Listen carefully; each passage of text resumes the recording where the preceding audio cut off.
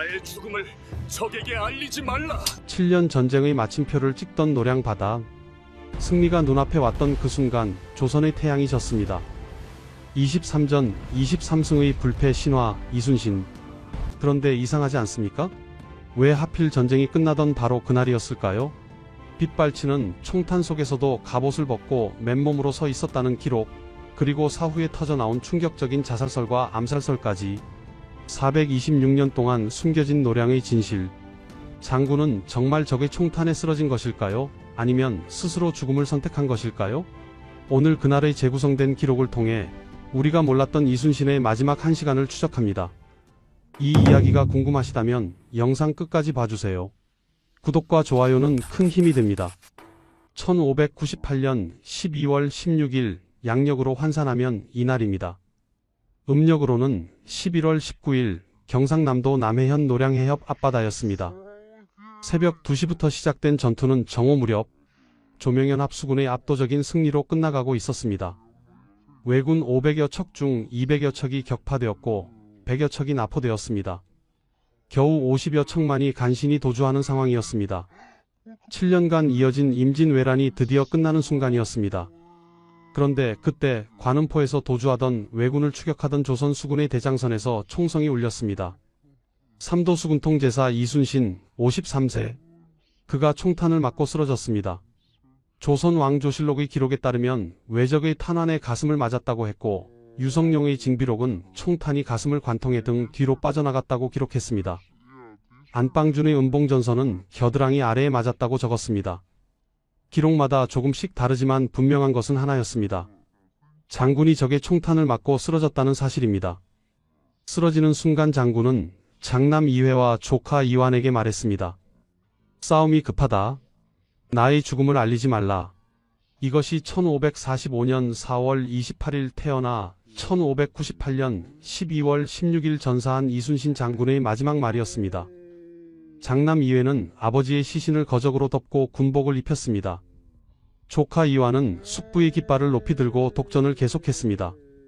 군사들은 장군이 쓰러진 줄 몰랐습니다. 전투는 계속되었고 정오가 되어서야 완전한 승리로 끝이 났습니다. 전투가 끝나자 명나라 수군도독 진린이 이순신의 배에 다가왔습니다. 위기에 빠진 자신을 구해준 이순신에게 감사를 표하려던 진린은 조카 이완의 입에서 나온 말을 듣고 경악했습니다. 숙부님께서 돌아가셨습니다. 이충무공전서의 기록에 따르면 진린은 3번이나 뛰었다가 넘어지면서 땅을 치며 통곡했다고 합니다. 나는 공이 손수 나를 구한 것으로 알았는데 어찌하여 죽었단 말이오. 진린의 통곡 소리가 온 바다에 울려 퍼졌습니다. 조선 수군과 명나라 수군의 울음소리가 마치 어버이를 잃은 것처럼 온 군영을 뒤덮었습니다. 승리의 환호는 슬픔으로 바뀌었습니다. 이 해전에서 명나라 장수 등자룡도 전사했고 조선의 가리포 첨사 이영남, 나간군수 방덕룡, 초계군수 이열량, 흥양현감 고득장도 목숨을 잃었습니다. 하지만 모두의 시선은 한 사람에게 쏠려 있었습니다. 임진왜란 7년 동안 23번의 해전에서 단 한 번도 패하지 않았던 불패의 명장, 바다를 지켜낸 영웅 이순신이 전사했습니다. 누가 상상이나 했을까요? 전쟁이 끝나는 바로 그날, 승리가 확정된 바로 그 순간, 장군이 쓰러질 줄을 누가 알았겠습니까? 왜 하필 마지막 전투였을까요? 왜 하필 승리의 순간이었을까요? 그날 이후 426년 동안 수많은 의문이 제기되었습니다. 자살설이 나왔습니다. 암살설이 제기되었습니다. 심지어 은둔설까지 등장했습니다. 과연 이순신 장군은 정말 전사한 것일까요? 아니면 그날 노량 바다에는 우리가 모르는 다른 진실이 있었던 것일까요? 53년 전으로 돌아갑니다. 1545년 4월 28일, 음력으로는 3월 8일이었습니다. 한성 건천동, 지금의 서울 중구 울지로 근처에서 한 아이가 태어났습니다. 아버지 이정의 셋째 아들이었습니다. 아이의 이름은 이순신이었습니다. 이순신의 집안은 고려 때 중랑장을 지낸 이돈수로부터 내려오는 덕수 이씨 가문이었습니다. 조선 초기 영중 추부사와 홍문관 대제학을 지낸 이변의 후손이었고 증조부 이건은 병조참의에 이르렀습니다. 분명 명문가였습니다. 하지만 할아버지 이백록 때부터 가세가 기울기 시작했습니다. 이백록은 조광조 등 개혁파 살인들과 뜻을 같이 했습니다. 그러나 1519년 기묘사화가 일어났습니다. 이백록은 화를 피했지만 더 이상 관직에 나가지 않았습니다. 아버지 이정도 벼슬의 뜻을 두지 않았습니다. 이순신이 태어날 즈음 집안은 이미 몰락한 상태였습니다. 하지만 가풍만은 엄격했습니다. 어머니 초계변 씨는 자식들을 엄하게 키웠습니다. 유성룡의 징비록에는 어린 시절 이순신의 모습이 기록되어 있습니다. 얼굴 모양이 뛰어나고 기풍이 있었으며 남에게 구속받으려 하지 않았다고 했습니다. 다른 아이들과 놀 때면 나무를 깎아 화살을 만들고 전쟁놀이를 했다고 합니다. 자기 뜻에 맞지 않는 아이가 있으면 그 눈을 쏘려고 해서 어른들도 꺼려 감히 이순신의 문 앞을 지나려 하지 않았다고 했습니다. 소년 시절 대부분을 충남 아산의 외가에서 보냈습니다. 1565년 이순신의 나이 20세 때였습니다. 보성군수를 지낸 방진의 외동딸 방씨와 혼인했습니다. 방씨 부인은 슬기롭기로 유명했습니다. 친정집에 도둑이 들었을 때 아버지 방진이 활을 쏘며 저항하자 방씨는 배틀에 쓰는 대나무 가지를 바닥에 쏟아 요란한 소리를 내며 화살이 많다고 속여 도둑을 물리쳤다고 합니다. 이순신의 무술 연습을 위해 자신의 폐물로 말을 사게 할 만큼 내조도 훌륭했습니다. 22세가 되어서야 이순신은 무예를 배우기 시작했습니다. 문반 집안 출신이었지만 무인의 길을 선택한 것입니다. 28세 되던 1572년 훈련원 별과에 응시했습니다. 그런데 시험을 보던 중 말이 거꾸러졌습니다. 낙마한 이순신은 왼발을 다쳤습니다. 주변 사람들이 기절한 줄 알았지만 이순신은 옆에 있던 버드나무 껍질을 벗겨 다리를 동여매고 시험을 끝까지 치렀습니다. 하지만 결국 낙방했습니다. 4년 후인 1576년 이순신의 나이 32세 때였습니다. 3월 22일 드디어 식년시 무과의 병과 제사인으로 급제했습니다. 조선시대 무과 합격자 평균 연령이 33.3세였으니 결코 늦은 나이가 아니었습니다. 하지만 급제한다고 바로 관직을 얻는 것은 아니었습니다. 인사적체가 심했던 시기였습니다. 이순신은 권지훈련원 봉사, 즉 훈련원 봉사 실습생으로 처음 관직에 나섰습니다. 함경도 동구비보 권관, 훈련원 봉사, 발포진 수군만호를 거쳤습니다. 1587년 42세 때 조산보 만호가 되어 녹둔도 둔전을 관리했습니다. 그런데 그해 여진족이 침입했습니다. 녹둔도 사건이었습니다.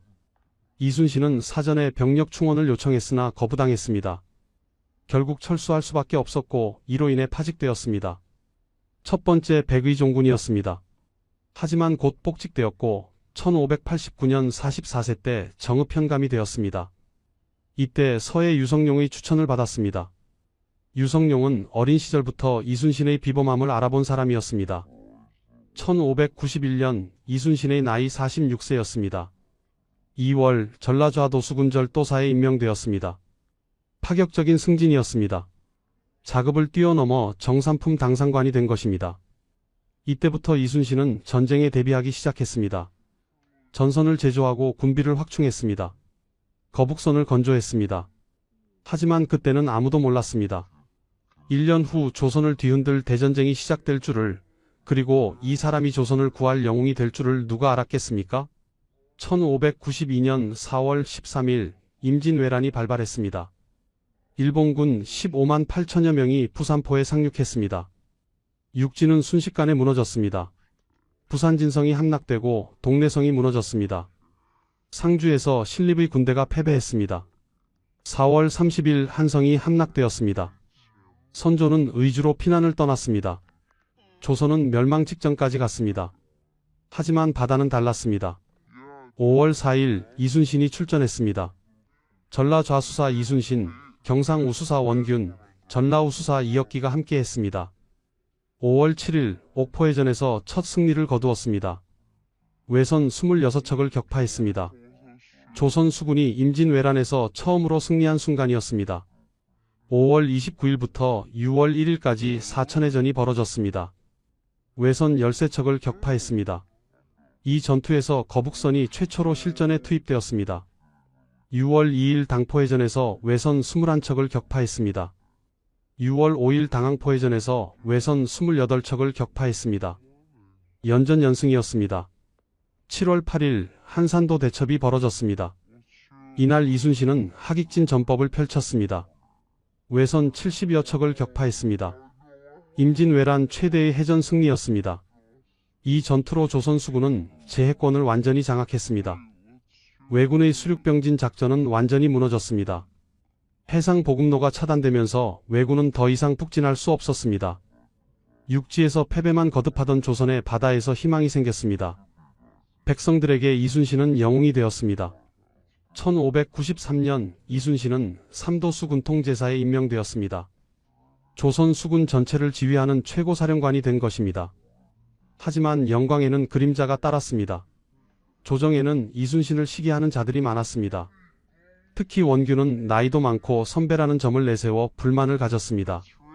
강화 협상이 시작되면서 전쟁은 소강 상태에 들어갔습니다. 1594년부터 1596년까지 명나라와 일본 사이에 협상이 진행되었습니다. 하지만 이순신은 해이해지지 않았습니다. 병사들의 군기를 유지하고 전선과 무기를 개보수했습니다. 둔전을 경영해 군량을 비축했습니다. 그러나 조정은 달랐습니다.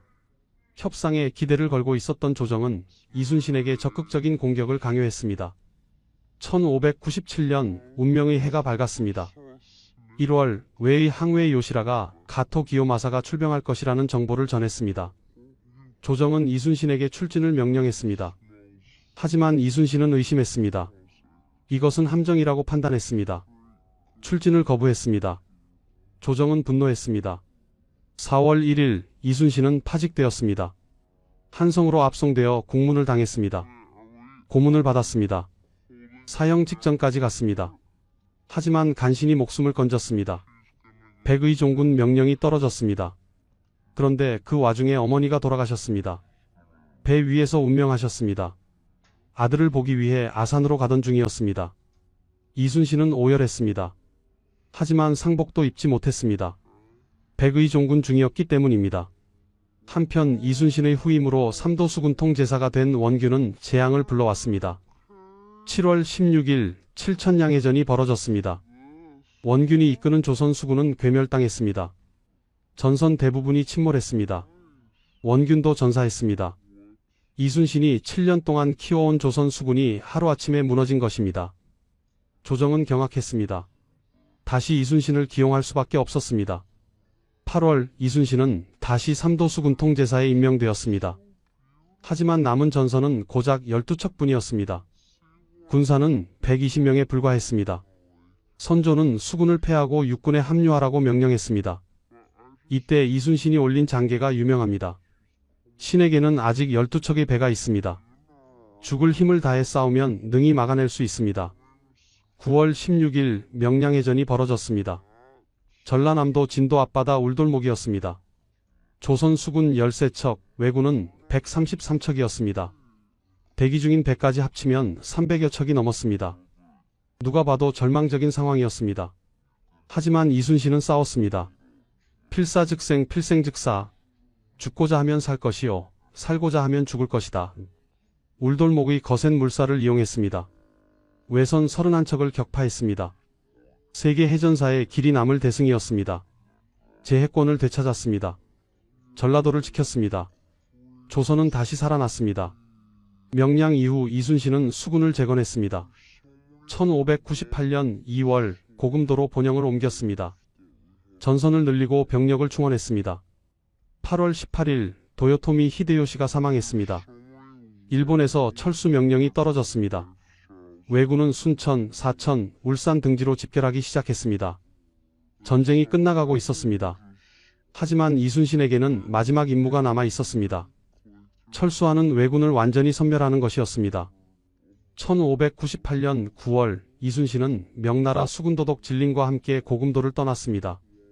목적지는 순천 외성이었습니다. 순천 외성에는 고니시 유키나가가 주둔하고 있었습니다. 임진왜란을 일으킨 주범 중 한 명이었습니다. 1592년 부산포에 첫 발을 디딘 외장이었습니다. 조선 땅을 유린한 전범이었습니다.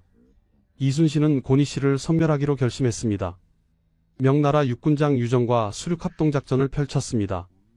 9월부터 11월까지 6차례에 걸쳐 순천 외성을 공격했습니다. 큰 전과를 세웠습니다. 고니시는 완전히 포위되었습니다. 육지로도 바다로도 빠져나갈 수 없었습니다. 하지만 그때 문제가 생겼습니다. 명나라 수군도독 진린이었습니다. 진린은 전투에 소극적이었습니다. 왜군과 싸우기보다는 강화에 관심이 많았습니다. 고니씨는 이 점을 이용했습니다. 진린에게 뇌물을 바쳤습니다.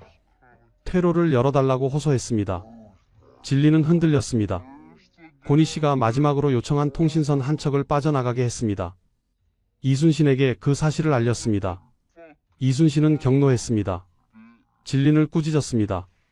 함께 진영을 재정비해 왜군을 경멸하기로 다짐받았습니다. 고니씨의 전략은 명확했습니다. 통신선으로 사천 등지의 시마즈 요시히로와 연락하는 것이었습니다. 남해, 부산 등지에 있는 왜군 수군의 구원을 받아 조명연합 수군을 협공하면서 퇴각하려는 계획이었습니다. 이순신은 그 전략을 꿰뚫고 있었습니다. 시마즈 요시히로는 사스마 번주였습니다. 임진왜란에 약 1만 5천 명을 동원했습니다. 정유재란 때도 비슷한 규모를 이끌고 왔습니다. 일본군 중에서도 정예 부대로 꼽혔습니다. 특히 조총 사격 실력이 뛰어났습니다. 시마즈 군에는 정예 저격수 집단이 있었습니다. 11월 중순 정보가 들어왔습니다. 시마즈의 구원 함대 500여 척이 북상하고 있다는 소식이었습니다. 고니씨를 구출하기 위해 노량해협을 통과할 것이 분명했습니다. 이순신은 결단을 내렸습니다. 선제 공격이었습니다. 적이 순천 외성의 고니씨와 합류하기 전에 먼저 공격해야 했습니다. 합류하면 조명연합 수군이 오히려 협공당할 위험이 있었습니다. 진린을 설득했습니다. 소극적이던 진린도 마침내 참전을 결정했습니다. 11월 18일 밤 이순신은 출격 명령을 내렸습니다. 조선 수군 약 70여 척, 명나라 수군 약 400척, 총 1만 5천여 명이 움직였습니다. 다만 명나라 선박은 해상 전투에 부적합했습니다. 실질적인 전력은 조선의 판옥선 100여 척 정도였습니다. 왜군이 눈치채지 못하도록 야간에 몰래 출정했습니다. 이순신은 명령을 내렸습니다. 최대한 소리가 나지 않게 배 위의 북을 모두 눕히라. 군사들 입에는 재갈을 물게 하라. 함대는 소리 없이 어둠 속을 나아갔습니다. 목적지는 관음포였습니다. 남해도 서북단이었습니다. 시마즈 함대가 노량을 통과할 것을 예측한 이순신은 명나라 수군 진린에게 남해도 서북쪽 죽도 뒤편에서 왜군 수군의 테러를 차단해 줄 것을 요청했습니다. 자신의 조선 수군은 일단 봉쇄망을 푼 뒤 관음포에 매복시켰습니다. 11월 18일 오후 10시경이었습니다. 조명연합 수군은 숨을 죽였습니다. 적이 오기를 기다렸습니다. 이순신은 출전 전 하늘에 빌었습니다. 이충무공전서의 기록입니다. 이 원수만 무찌른다면 죽어도 한이 없습니다. 7년 전쟁의 마지막 밤이었습니다. 1598년 12월 16일 음력 11월 19일 새벽 2시였습니다. 어둠 속에서 거대한 그림자들이 나타났습니다. 시마즈 요시히로가 이끄는 왜군 함대 500여 척이었습니다. 노량해협으로 진입하기 시작했습니다. 고니씨를 구출하고 함께 철수하려는 계획이었습니다. 하지만 그들은 몰랐습니다. 관음포에 조선 수군이 매복해 있다는 것을 말입니다. 새벽 4시경이었습니다. 외선들이 완전히 노량해협 안으로 들어왔습니다. 바로 그때 이순신이 발포 명령을 내렸습니다. 매복해 있던 조선 함선들이 일제히 공격을 개시했습니다. 불화살이 하늘을 수놓았습니다. 화포 소리가 온 바다를 뒤흔들었습니다. 기습을 당한 왜군은 혼란에 빠졌습니다. 어둠 속에서 어디가 바다로 나가는 길인지 분간할 수 없었습니다. 왜군은 관음포 내항을 바다로 나가는 외항으로 착각했습니다. 필사적으로 그쪽으로 도주했습니다. 하지만 날이 밝아오자 깨달았습니다. 넓은 바다가 아니라 관음포 안으로 더 깊숙이 들어간 것을 말입니다. 완전히 포위된 것이었습니다. 이순신의 전술이 완벽하게 먹혔습니다. 이순신 함대가 적선 50여 척을 격파하고 200여 명을 사살했습니다. 왜군은 수적 우세를 이용해 이순신을 포위하려 했습니다. 하지만 오히려 퇴로가 막힌 관음포로 유인당해 포위 공격을 당하게 되었습니다. 순천 외성 포구를 나선 고니씨 유키나가도 기회를 잡고 탈출을 시도했습니다. 진린의 명나라 수군이 합세했습니다. 4시간여 동안 치열한 전투가 벌어졌습니다. 다만 전투 초기 진린은 여전히 멀찍이서 관망만 했습니다. 조선 수군의 분투를 보고 마침내 참전했습니다. 그런데 오히려 왜군에 포위되었습니다. 이순신의 도움을 받아야만 했습니다. 이순신이 진린을 구했습니다. 진린이 탄 대장선이 적선에 포위되자 이순신이 이를 보고 구해준 것입니다. 조명연합군의 공조가 여전히 좋지 않았지만 전세는 분명했습니다. 압도적인 승리였습니다. 외선 200여 척이 격파되었습니다. 100여 척이 납포되었습니다. 겨우 50여 척만이 간신히 도주했습니다. 대장 시마즈 요시히로도 간신히 목숨을 건져 남은 배들을 이끌고 본국으로 달아났습니다. 순천 외성에 있던 고니시 유키나가도 조명연합 수군이 노량해전을 벌이는 틈을 타 남해도 남쪽을 지나 퇴각했습니다. 시마즈 군과 함께 일단 부산에 집결했습니다. 그리고 곧바로 일본으로 철수했습니다. 노량해전은 임진왜란 전체에서 가장 큰 전과를 거둔 해전이었습니다. 명나라 급사 서관란은 이 승리를 남양대첩이라고 표현했습니다. 7년 전쟁이 마침내 끝나는 순간이었습니다. 하지만 바로 그 순간 비극이 일어났습니다. 전투는 정오 무렵까지 이어졌습니다. 왜군은 완전히 무너졌습니다. 살아남은 배들이 관음포에서 필사적으로 도주하기 시작했습니다. 이순신은 추격을 명령했습니다. 끝까지 섬멸해야 했습니다. 단 한 척도 살려보낼 수 없었습니다. 7년 동안 조선 땅을 유린한 왜군이었습니다. 수많은 백성을 죽이고 궁궐을 불태우고 문화재를 약탈한 전범들이었습니다. 항복도 사죄도 하지 않고 그저 철수하려는 자들이었습니다. 이순신에게 왜군을 섬멸하는 것은 단순한 복수가 아니었습니다. 다시는 조선을 침략하지 못하게 하는 것이었습니다. 전쟁 범죄를 단죄하는 것이었습니다. 조선의 미래를 지키는 것이었습니다. 이순신의 대장선이 선두에 섰습니다. 해남군수 유형, 당진포만호 조호열, 진도군수 선의경, 사량만호 김성옥의 함선들이 뒤를 따랐습니다. 관음포로 도주하는 외선을 맹렬히 추격했습니다. 대장선에는 장남 2회가 타고 있었습니다. 차남 2회도 함께였습니다. 조카 이완도 승선에 있었습니다. 명량해전 직후 전사한 셋째 아들 이면을 제외하고 가족들이 모두 함께 전투에 임하고 있었던 것입니다. 유성룡의 비만기 입대 통역 경자편에 따르면 이순신은 직접 화살을 쏘고 돌팔매를 했다고 합니다. 부장들이 만류했습니다. 대장께서 스스로 가벼이 하시면 안됩니다. 하지만 이순신은 듣지 않았습니다. 선두에서 직접 싸웠습니다. 대장선은 일반 판옥선보다 높은 판옥대선이었습니다. 장대가 높았습니다. 그만큼 눈에 잘 띄었습니다. 적의 표적이 되기 쉬웠습니다. 도주하는 왜군 선박에서 조총 사격이 빗발쳤습니다. 시마즈 군에는 정예 저격수 집단이 있었습니다.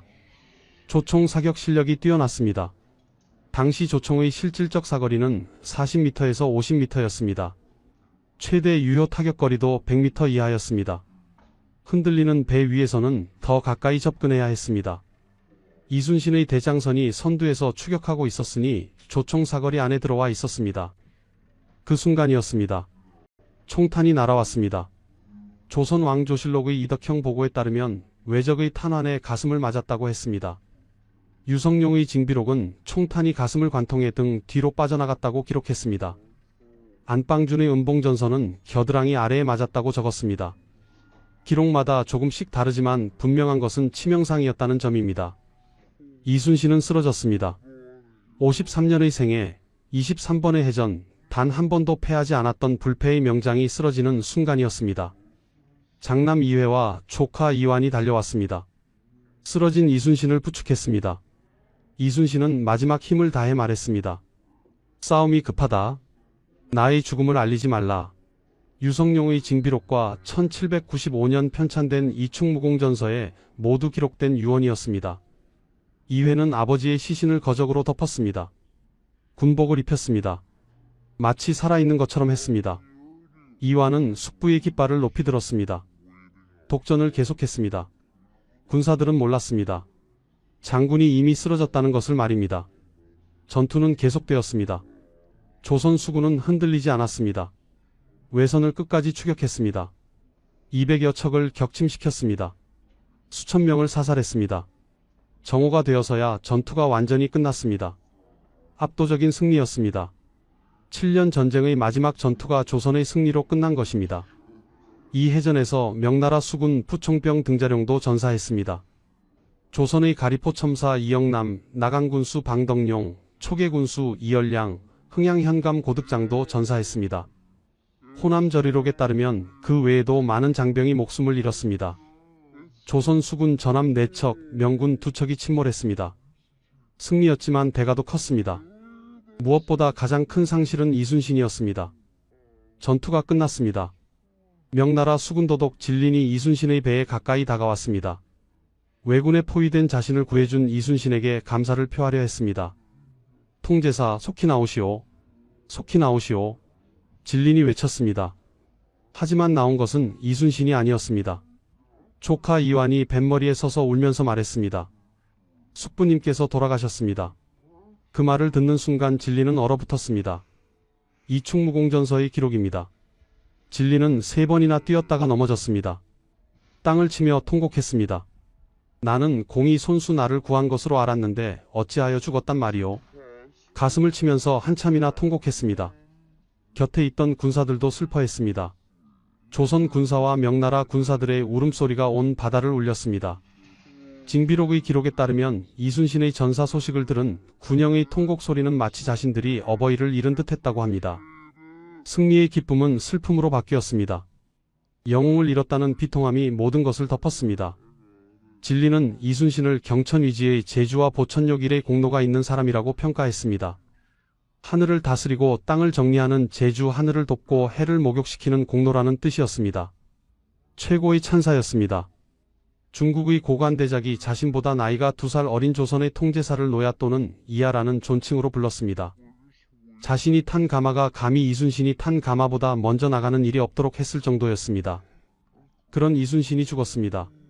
한편 부산에 집결한 왜군은 차례로 일본으로 철수했습니다. 11월 25일 저녁에는 단 한 사람의 왜군도 부산에 없었습니다. 노량해전을 끝으로 정유재라는 막을 내렸습니다.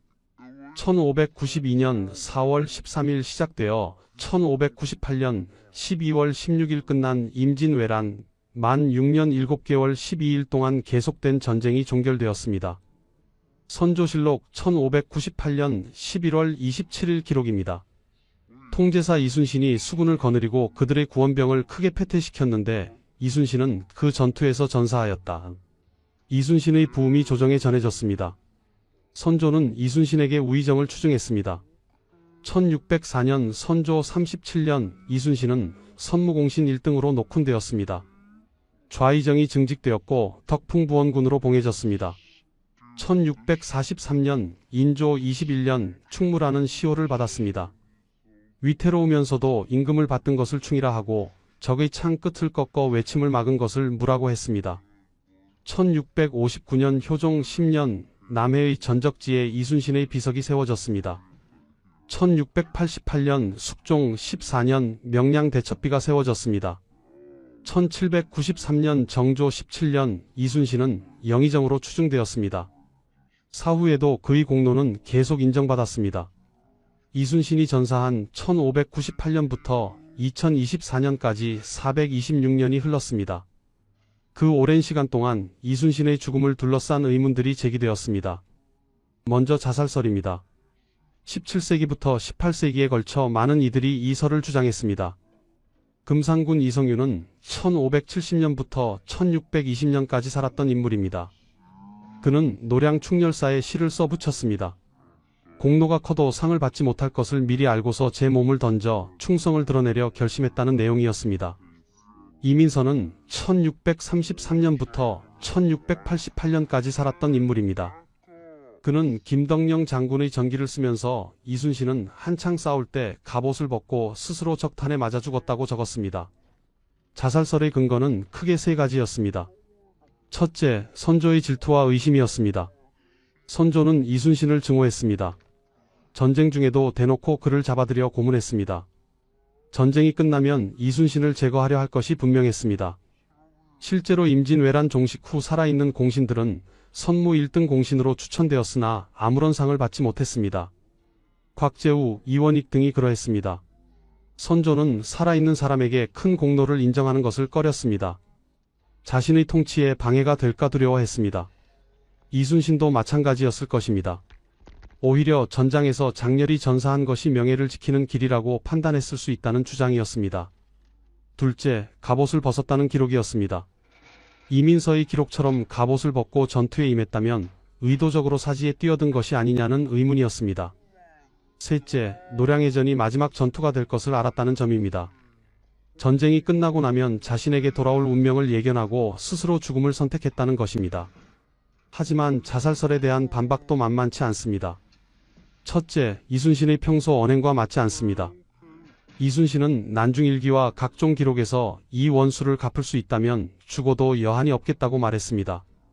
이 말의 진위는 원수를 갚기 전에는 죽지 않겠다는 의지였습니다. 적보다 먼저 죽을 생각이 전혀 없었다는 뜻입니다. 둘째, 조총의 사거리를 고려하면 우연한 피격 가능성이 충분합니다. 조총의 실질 사거리는 40m에서 50m입니다. 흔들리는 배 위에서 높은 판옥대선의 장대를 조준하려면 더 가까이 접근해야 했습니다. 이순신의 대장선이 선두에서 추격 중이었다면 충분히 조총 사거리 안에 있었습니다. 특히 시마즈 군에는 정예 저격수 집단이 있었습니다. 퇴각 전투에서 적장을 저격하는 전술을 즐겨 사용했습니다. 이순신이 대장선 장대에서 직접 활을 쏘고 돌팔매를 하며 전투를 지휘했다면 가장 눈에 띄는 표적이었을 것입니다. 셋째, 노량해전이 마지막 전투라는 것은 결과론입니다.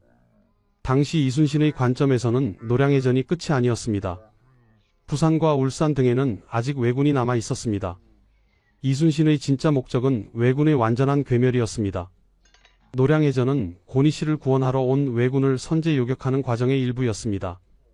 이순신이 전사하지 않았다면 이후에도 왜군을 끝까지 추격했을 것입니다. 암살설도 제기되었습니다. 부하 손문욱이 이순신을 암살했다는 설입니다. 손문욱은 임진왜란 때 일본에 잡혀가 고니씨 유키나가의 마카에서 순회가 되었습니다. 정유재란 때 다시 조선에 귀순해 일본의 정보를 넘겨주었습니다. 노량해전 때 이순신의 대장선에 동승했습니다. 암살설 주장자들은 손문욱이 위장 귀순하여 일본 측의 밀명을 받고 이순신을 노량해전 중 암살했다고 주장합니다. 하지만 이 역시 근거가 약합니다. 첫째, 판옥선 장대에는 이순신과 손문욱만 있었던 것이 아닙니다. 기록에 따르면 송일입, 이회, 이완 등이 함께 장대에 있었습니다. 손문욱이 전투 지휘 도중 이순신에게 조총을 겨누는 행동을 한다면 다른 군관들에게 발각되어 제지되기 십상입니다. 둘째, 조총 발사 시 포군과 섬광을 주변에서 아무도 눈치채지 못했다는 것은 불가능에 가깝습니다. 특히 격전 중이 아니라 추격 중이었다면 더욱 그렇습니다. 셋째, 조총은 발사하는데 1분이 넘을 정도로 시간이 오래 걸립니다. 이 동안 주변 사람들이 멀뚱히 바라보고만 있었을 리 없습니다. 학계에서 손문욱 암살설을 진지하게 믿는 학자는 없습니다. 은둔설도 있습니다. 이순신이 전사하지 않고 죽음을 위장하여 신분을 감추고 온거했다는 주장입니다. 근거는 장남 이회와 조카 이완만이 목격자라는 점, 야간 전투가 이례적이라는 점 등입니다. 하지만 이 역시 설득력이 없습니다. 첫째, 선조실록에 명확한 전사 기록이 있습니다. 혈전을 하던 중 이순신이 몸소 외적에게 활을 쏘다가 외적의 탄환에 가슴을 맞아 선상에 쓰러졌다고 기록되어 있습니다. 둘째, 진린의 통곡 목격담이 있습니다. 진린은 3번이나 쓰러지면서 통곡했고 이를 수많은 조선 군사와 명나라 군사들이 목격했습니다. 이 모든 것을 조작하기는 불가능합니다. 그렇다면 역사가들의 결론은 무엇일까요? 일본군 조총수의 우연한 저격이 정설입니다. 이순신은 대장선 장대에서 직접 전투를 지휘했습니다. 부장들이 만류했지만 듣지 않았습니다. 유성룡의 기록에도 명확히 나와 있습니다. 대장선은 일반 판옥선보다 높은 판옥대선이었습니다. 선두에서 추격 중이었습니다. 가장 눈에 띄는 표적이었습니다. 시마즈 군의 정예 저격수들이 집중 사격을 가했고 그중 한 발이 이순신에게 명중한 것입니다. 조총의 사거리를 고려하면 충분히 가능한 일이었습니다. 이순신은 자살하지 않았습니다. 암살도 아니었습니다. 은둔하지도 않았습니다. 끝까지 싸우다가 장렬히 전사한 것입니다.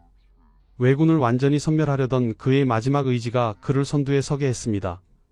그리고 운명의 총탄이 그를 데려갔습니다. 7년 전쟁을 승리로 이끈 구국의 영웅, 23전 23승 단 한 번도 패하지 않은 불패의 명장, 마지막까지 백성과 나라를 위해 싸운 충신, 이것이 이순신의 진실입니다.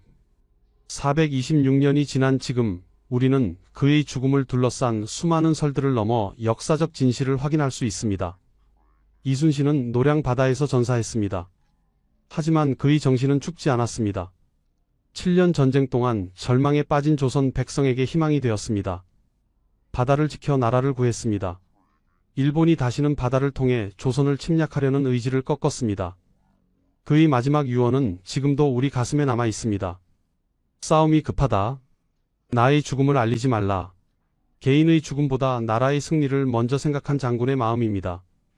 자신의 안위보다 군사들의 사기를 걱정한 지휘관의 책임감입니다.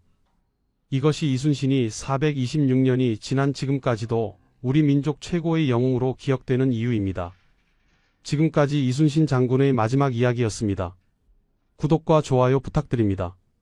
다음에 또 만나요. 전하, 저만 두고 가시옵니까? 흰 상복을 입은 한 소녀가 다리 위에서 목이 터져라 외쳤습니다. 그러나 강 건너편으로 사라지는 가마는 멈추지 않았습니다. 1457년 6월 청계천 영도교. 불과 3년 전 조선의 왕비였던 17세 소녀는 이날 남편과 영원히 헤어졌습니다. 그녀는 알고 있었을까요? 이 이별이 64년간 이어질 기다림의 시작이 될 줄을. 지금부터 조선 역사상 가장 슬픈 왕비 정순왕후의 이야기를 들려드리겠습니다. 이 이야기가 궁금하시다면 영상 끝까지 함께 해주시기 바랍니다. 영상이 도움이 되셨다면 구독과 좋아요가 이 채널을 이어가는 큰 힘이 됩니다.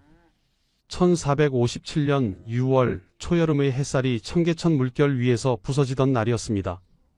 영도교 위에는 흰 상복을 입은 한 소녀가 서 있었습니다. 17살 송씨. 불과 3년 전만 해도 그녀는 조선의 왕비였습니다. 그러나 지금 그녀의 신분은 군부인으로 격화되어 있었고 오늘은 남편을 마지막으로 보내는 날이었습니다. 전하. 그녀의 목소리가 다리 위에서 울려 퍼졌습니다. 전하. 전하. 아무리 불러도 강 건너편으로 사라지는 가마는 멈추지 않았습니다. 가마 안에는 16살의 소년이 타고 있었습니다. 불과 2년 전까지 조선의 왕이었던 단종, 아니 이제는 노상군으로 강등된 이홍이었습니다. 그는 지금 강원도 영월로 유배를 가고 있었습니다. 송씨는 떨리는 손으로 난간을 붙잡았습니다. 눈물이 볼을 타고 흘러내렸지만 그녀는 소리내어 울 수 없었습니다. 주변에는 세조의 군사들이 지키고 있었고 그녀의 일거수일투족을 감시하고 있었습니다. 가마가 완전히 시야에서 사라지자 그녀는 그 자리에 주저앉았습니다. 이것이 생이별이 될 줄 그녀는 알고 있었을까요? 3년 전 1454년 1월 그녀는 14살의 나이로 단종의 왕비로 간택되었습니다. 조선 최초로 왕의 신분으로 혼인한 왕비였습니다. 근정전에서 왕비로 책봉되고 교태전에서 혼례를 올렸습니다. 그날 그녀는 조선에서 가장 높은 지위의 여성이 되었습니다. 하지만 그 영광은 오래가지 못했습니다. 1455년 윤 6월 단종은 숙부수양대군에게 왕위를 넘겨야 했습니다. 15살 송씨는 의덕왕대비가 되었습니다. 왕비에서 왕대비로 격은 올라갔지만 실권은 없었습니다. 그리고 1456년 6월 성산문, 박팽년, 하위지, 유성원, 유흥부, 이계 등 사육신이 단종 보기를 위한 거사를 일으켰다가 실패했습니다. 그들은 모두 거열형으로 처형되었습니다. 몸이 찢겨 죽는 형벌이었습니다. 한양의 거리는 핏빛으로 물들었습니다. 1457년 6월 금성대군이 다시 단종 보기를 시도했다가 발각되었습니다. 조정은 발칵 뒤집혔습니다. 신하들은 단종의 처벌을 강력히 요구했습니다. 결국 단종은 노상군으로 강등되어 영월로 유배되었고 의덕왕대비였던 송씨는 군부인으로 격화되어 궁에서 쫓겨났습니다. 그리고 오늘 영도교에서 마지막 이별을 하게 된 것입니다. 전하를 다시 뵐 수 있을까요? 송씨는 떨리는 목소리로 물었습니다. 가마 앞을 지키던 호위 무사는 대답하지 않았습니다. 그저 냉랭한 눈빛으로 그녀를 바라볼 뿐이었습니다. 송씨는 알고 있었습니다. 이것이 마지막이라는 것을, 다시는 남편을 볼 수 없다는 것을. 그녀의 나이 겨우 17이었습니다. 14살의 왕비가 되어 15의 왕대비가 되었고 17의 군부인으로 전락했습니다. 그리고 이제 친정으로 돌아가야 했습니다. 하지만 그녀는 알지 못했습니다. 이것이 시작일 뿐이라는 것을, 더 큰 비극이 그녀를 기다리고 있다는 것을. 앞으로 64년이라는 긴 세월 동안 그녀는 이 순간을 잊지 못할 것이며 매일 아침과 저녁마다 영월이 있는 동쪽을 바라보며 울게 될 것이라는 사실을 말입니다. 영도교 위에서 송 씨는 마지막으로 남편이 사라진 방향을 바라보았습니다. 그리고 천천히 돌아섰습니다. 그녀가 걸어가야 할 길은 아직 너무나 멀었습니다. 불과 3년 전 이 소녀는 조선의 왕비였습니다. 무엇이 그녀를 이렇게 만들었을까요? 이제 시간을 거슬러 올라가 보겠습니다. 1454년 1월, 그러니까 영도교에서의 이별보다 3년 전으로 돌아가겠습니다. 1440년 전라도 태인현, 지금의 전라북도 정읍시 칠보면에서 한 여자아이가 태어났습니다. 아버지는 송현수, 어머니는 여흥민 씨였습니다. 본관은 여산 송씨. 이 집안은 고려 말부터 권세를 누렸던 명문가였습니다. 송씨의 고조할아버지 송이는 조선 태종의 깊은 신임을 받았던 인물이었고, 할아버지 송복원의 누이는 정종의 아들 수도군에게 시집갔으며, 아버지 송현수의 누이는 세종의 8째 아들 영흥대군의 부인이었습니다. 왕실과 혼맥으로 연결된 집안이었던 것입니다. 어린 송씨는 아버지를 따라 한양으로 이사했습니다. 그녀는 공손하고 검소한 성품을 지녔다고 전해집니다.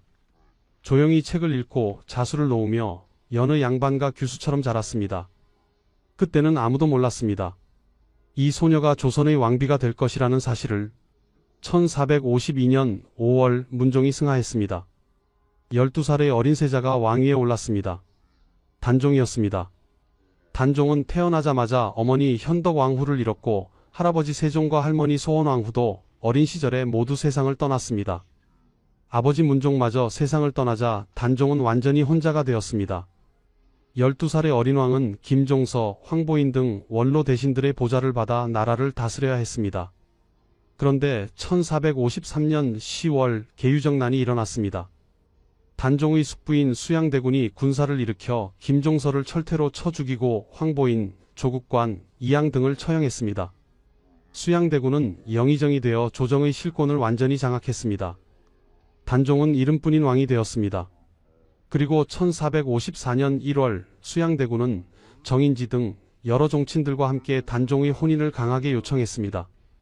지금 신민이 복이 없어 세종과 문종께서 모두 승하하시고 전하께서 어리신 몸으로 즉위하시어 위로는 모후에 보호하시는 힘이 없고, 아래로는 어진 왕비의 조심스러운 도움이 없으시니 어찌 국사의 큰 변례가 아니겠습니까? 이때에 있어서 왕비를 맞아들여 후사를 구하셔서 선왕의 혈통을 이으시고 억만세 국기를 여심이 무엇보다 중하지 않습니까? 명분은 그럴듯했습니다. 어린 왕에게 왕비를 맞아 왕실을 안정시키겠다는 것이었습니다. 하지만 실제로는 수양대군이 자신의 세력을 더욱 확고히 하기 위한 것이었습니다.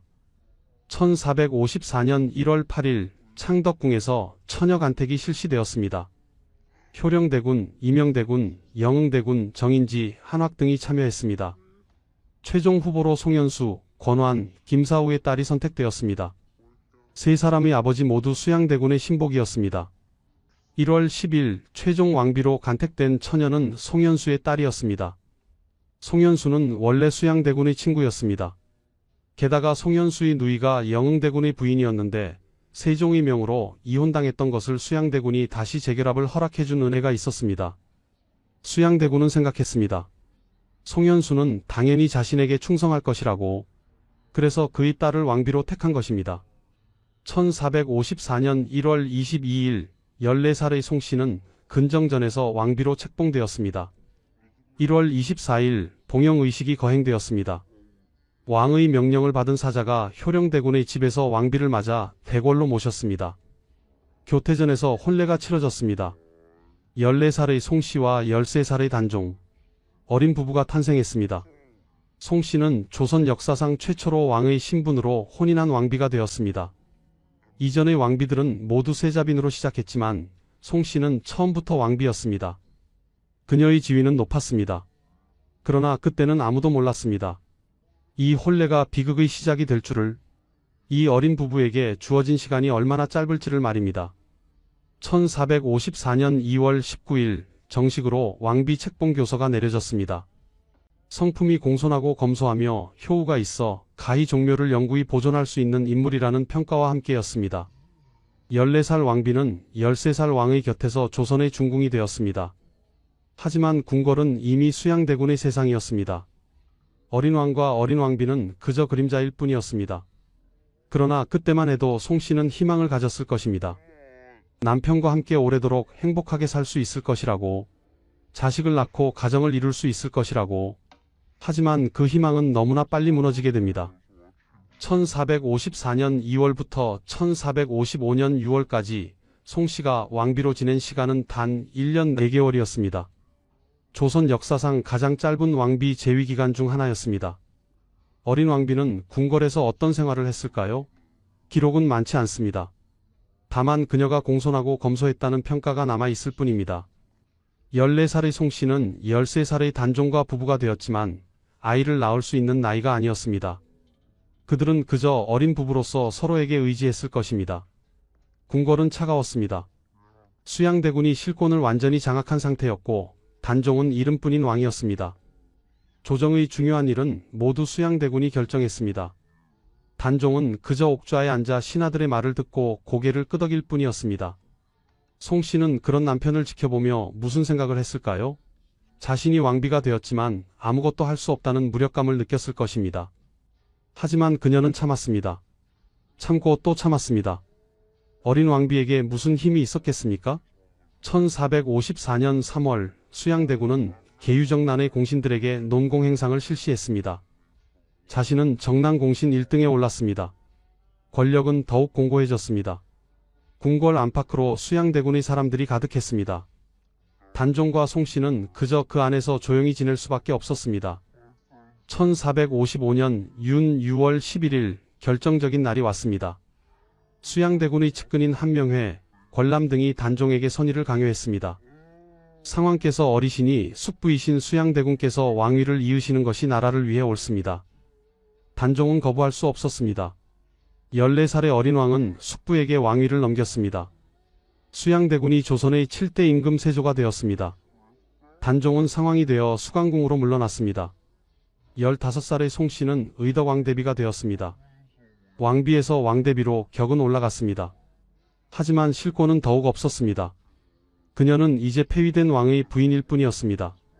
수강궁은 궁궐 안에 있었지만 사실상 유폐된 공간이었습니다. 단종과 송 씨는 그곳에서 조용히 지냈습니다. 바깥 세상의 소식은 제한적으로만 들려왔습니다.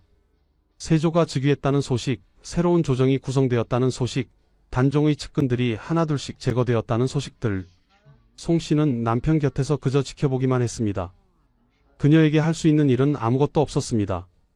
15살의 어린 왕대비는 14살의 상왕과 함께 수강궁이라는 작은 세계 안에서 살았습니다. 바깥 세상은 너무 멀었고 너무 위험했습니다. 그러나 그들은 아직 함께였습니다. 비록 왕과 왕비는 아니었지만 상왕과 왕대비로서 서로의 곁에 있었습니다. 그것만으로도 송 씨에게는 위안이 되었을 것입니다. 하지만 그 위안마저 오래가지 못했습니다. 더 큰 폭풍이 다가오고 있었습니다. 1455년 11월 단종의 유모이자 세종의 후궁이었던 혜빈 양씨가 교수형으로 처형되었습니다. 단종을 위해 헌신했던 인물이 사라졌습니다. 단종의 편은 점점 줄어들고 있었습니다. 송 씨는 두려웠을 것입니다. 다음은 누구일까? 남편은? 자신은? 그러나 그녀는 여전히 참았습니다. 참고 또 참았습니다. 어린 왕대비에게는 그것밖에 할 수 있는 일이 없었습니다.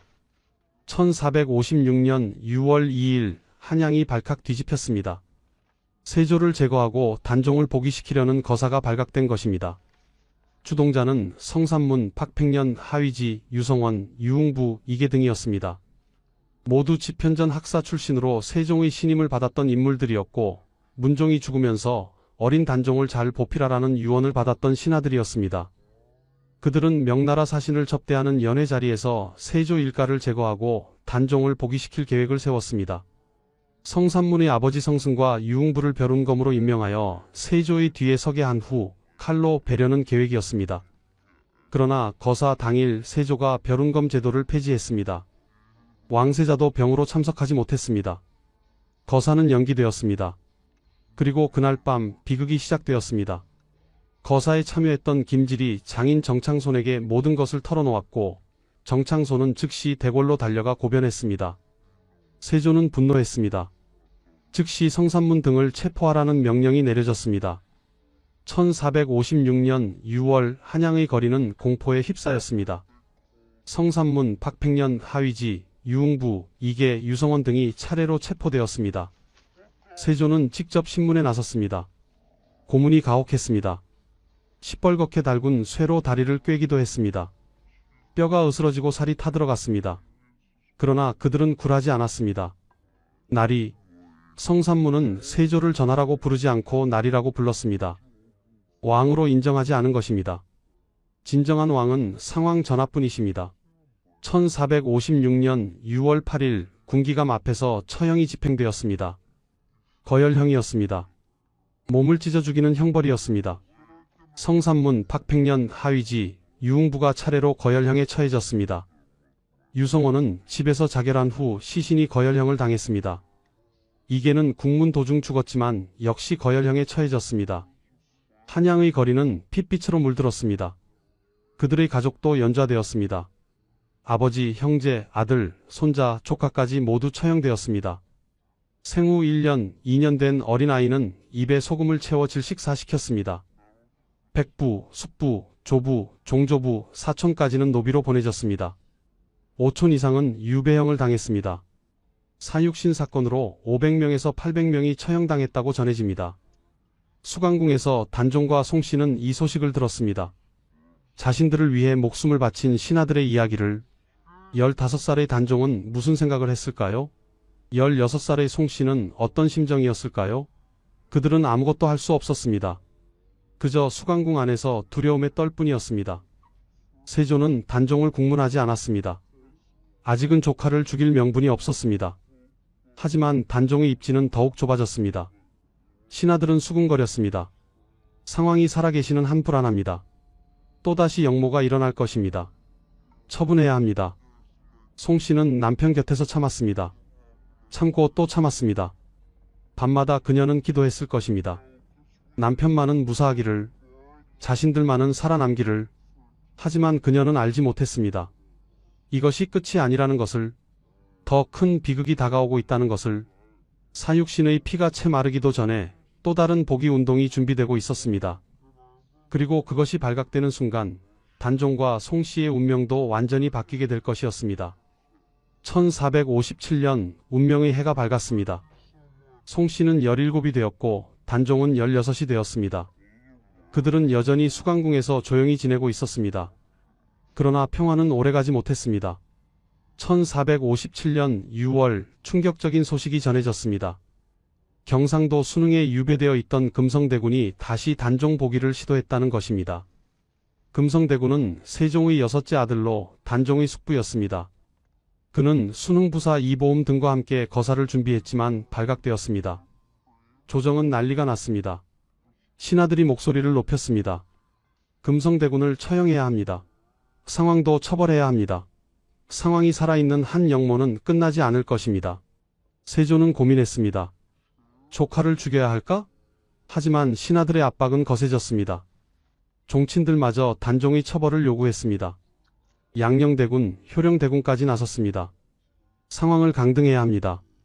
유배를 보내야 합니다. 결국 1457년 6월 21일 결정이 내려졌습니다. 단종은 노상군으로 강등되었습니다. 강원도 영월로 유배를 가게 되었습니다. 송씨는 군부인으로 격하되었습니다. 궁에서 쫓겨나게 되었습니다. 왕상왕 노상군, 왕비 왕대비 군부인, 그들의 지위는 끝없이 추락했습니다. 그리고 그날 청계천 영도교에서 송씨는 남편과 마지막 이별을 했습니다. 챕터 1에서 본 그 장면이었습니다. 전하, 전하, 아무리 불러도 가마는 멈추지 않았습니다. 송씨는 친정으로 돌아갔습니다. 아버지 송현수가 그녀를 맞이했습니다. 염려 마라. 아버지가 지켜줄 것이다. 하지만 송현수도 안전하지 않았습니다. 금성대군의 거사에 송현수도 연루되었다는 의심을 받고 있었습니다. 사실 송현수는 단종 복위 운동에 가담했었습니다. 수양대군의 친구였지만 사위 단종과 딸의 입지가 회복되는 것을 더 중요하게 생각했던 것입니다. 1457년 7월 송현수가 체포되었습니다. 국문이 시작되었습니다. 네가 금성대군과 결탁하여 역모를 꾸몄다는 증거가 있다. 장형 100대가 가해졌습니다. 몽둥이가 온몸을 내리쳤습니다. 뼈가 으스러지는 소리가 났습니다. 송현수는 신음했지만 굴하지 않았습니다. 세조는 여러 차례 송현수를 살려주려 했습니다. 옛 친구였기 때문입니다. 하지만 신하들이 강하게 반대했습니다. 역적을 살려두어서는 안 됩니다. 본보기를 보여야 합니다. 1457년 10월 21일 송현수에게 사형이 집행되었습니다. 교수형이었습니다. 송 씨는 아버지를 잃었습니다. 친정 가족들은 모두 노비로 강등되었습니다. 그녀 자신도 노비가 되었습니다. 왕비였던 여인이 노비가 된 것입니다. 그런데 같은 날 더욱 충격적인 소식이 전해졌습니다. 영월에서 단종이 사망했다는 것입니다. 세조실록에는 단종이 스스로 목을 메어 자살했다고 기록되어 있습니다. 하지만 후대의 기록들은 다르게 전합니다. 금부도사 왕방연이 사약을 가지고 갔다는 기록, 교살당했다는 기록도 있습니다.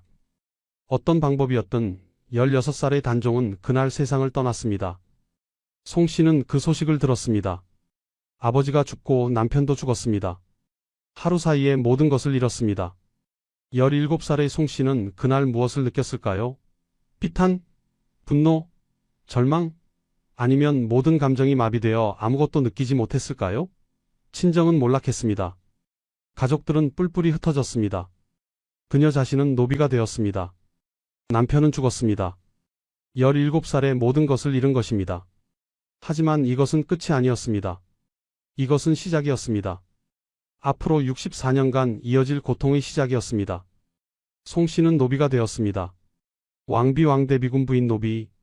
그녀의 추락은 완전했습니다. 세조는 명령을 내렸습니다.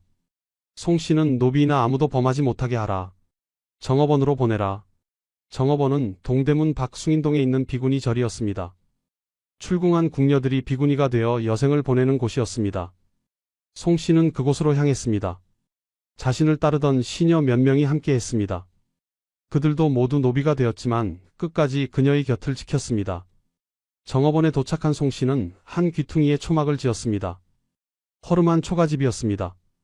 비가 오면 새고 바람이 불면 흔들렸습니다. 왕비가 살던 궁궐과는 너무나 달랐습니다. 하지만 이제 이곳이 그녀의 집이었습니다. 그녀는 어떻게 살았을까요? 세조가 집과 식량을 보냈다는 기록이 있습니다. 하지만 송 씨는 끝내받지 않았습니다.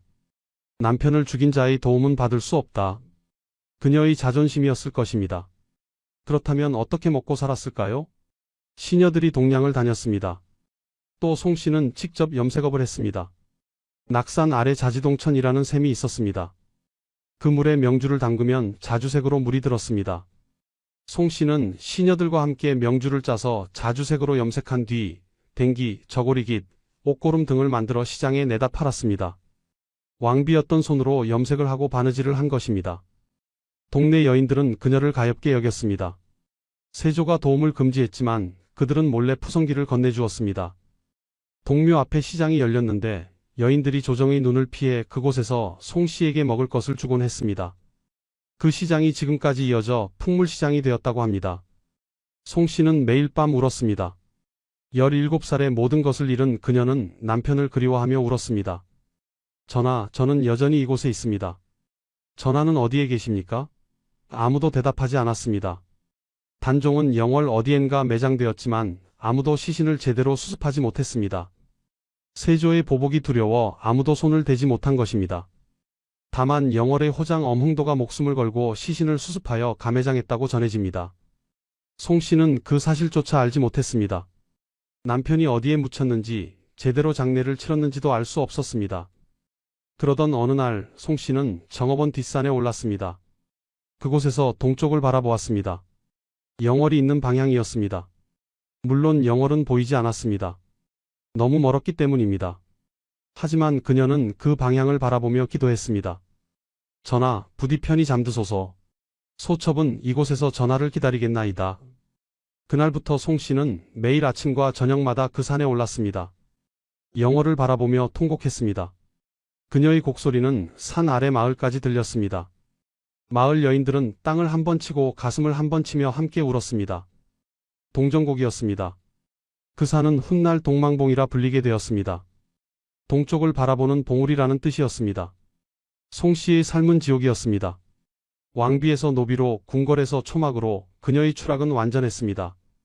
하지만 그녀는 살아남았습니다. 왜일까요? 복수를 위해서였을까요? 아니면 단순히 살아남는 것 자체가 그녀의 저항이었을까요? 우리는 알 수 없습니다.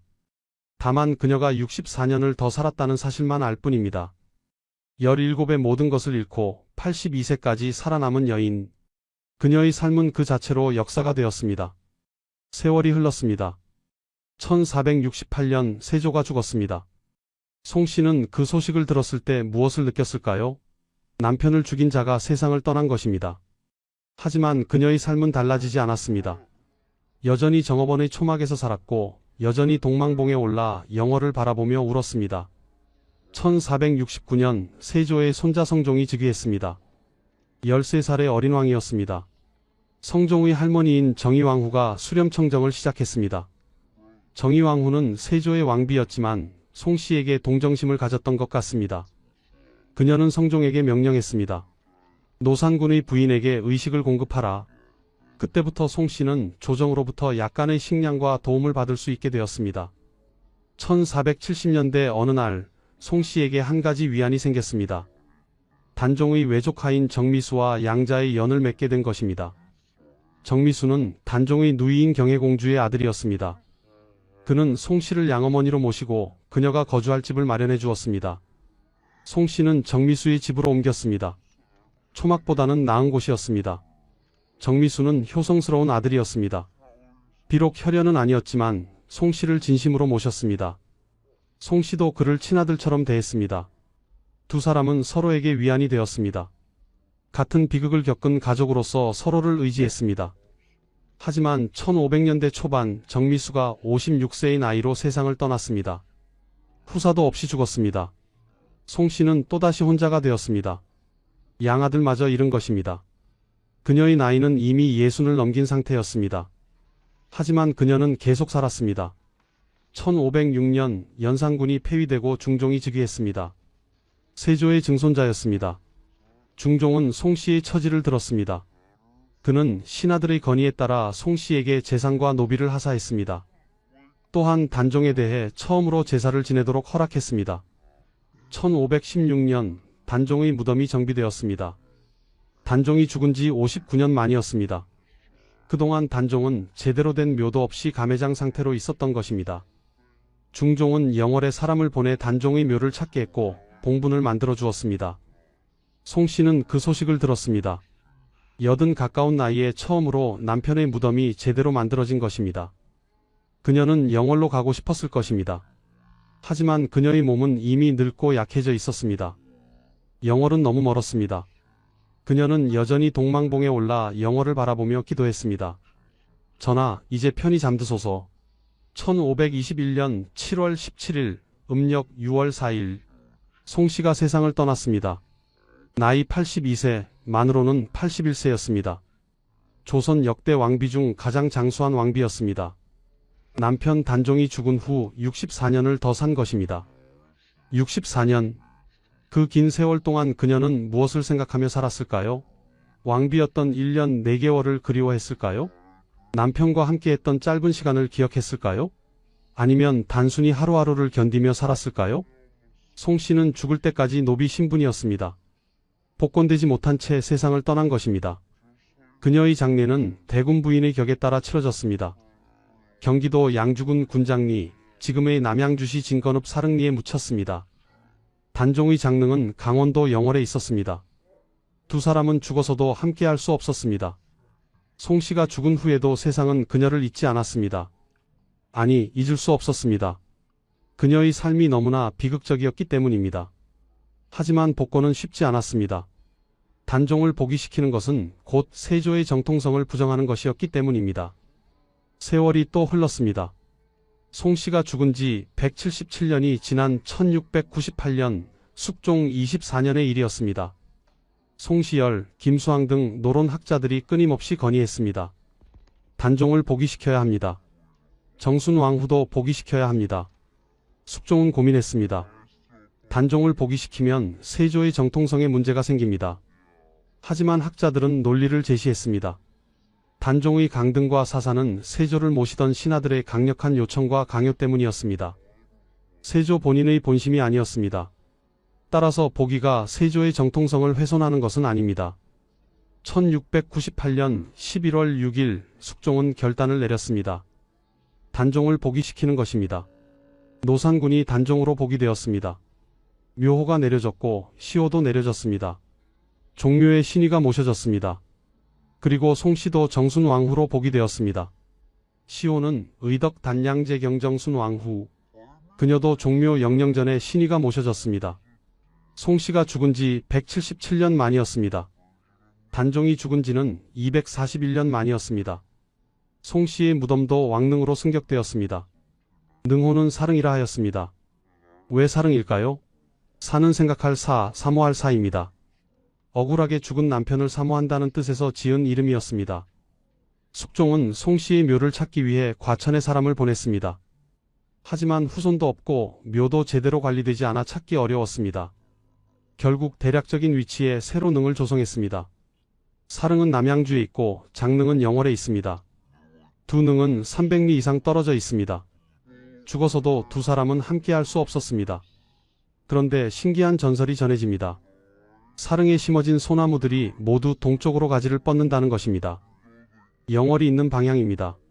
마치 송씨가 생전에 동망봉에 올라 영월을 바라보았던 것처럼 소나무들도 영월을 향해 자란다는 것입니다. 과학적으로 설명할 수 없는 일입니다. 그저 아름다운 전설일 뿐일 수도 있습니다. 하지만 사람들은 믿고 싶어 합니다. 송씨의 영혼이 여전히 남편을 그리워하고 있다고. 1999년 4월 9일 뜻깊은 일이 있었습니다. 남양주 문화원에서 사릉의 소나무 한 그루를 영월 장릉으로 옮겨 심은 것입니다. 이름을 정령송이라 했습니다. 정령, 즉 영혼이라는 뜻입니다. 유체는 멀리 떨어져 있지만 영혼만이라도 함께하소서라는 의미였습니다. 송씨가 죽은 지 478년 만이었습니다. 단종이 죽은 지는 542년 만이었습니다. 542년 만에 두 사람의 영혼이 비로소 만난 것입니다. 지금도 사릉에는 소나무들이 자라고 있습니다. 그 소나무들은 여전히 동쪽을 향해 가지를 뻗고 있습니다. 영월을 향해. 그리고 장릉에는 정령송이 서 있습니다. 사릉에서 온 그 소나무는 단종의 능을 지키고 있습니다. 마치 송씨가 생전에 남편 곁을 지키려 했던 것처럼. 서울 숭인동에는 정업원 국이 비각이 남아 있습니다. 송씨가 살았던 곳의 흔적입니다. 영조가 친필로 쓴 비문이 새겨져 있습니다. 전봉후암 어천만년 마이너스 앞 봉우리와 뒤 바위 천만년을 가소서. 동망봉도 여전히 그곳에 있습니다. 송씨가 매일 올라 영월을 바라보며 울었던 그 산입니다. 청계천의 영도교도 복원되었습니다. 송씨와 단종이 마지막으로 이별했던 그 다리입니다. 송씨의 이야기는 우리에게 무엇을 말해줄까요? 권력은 영원하지 않다는 것?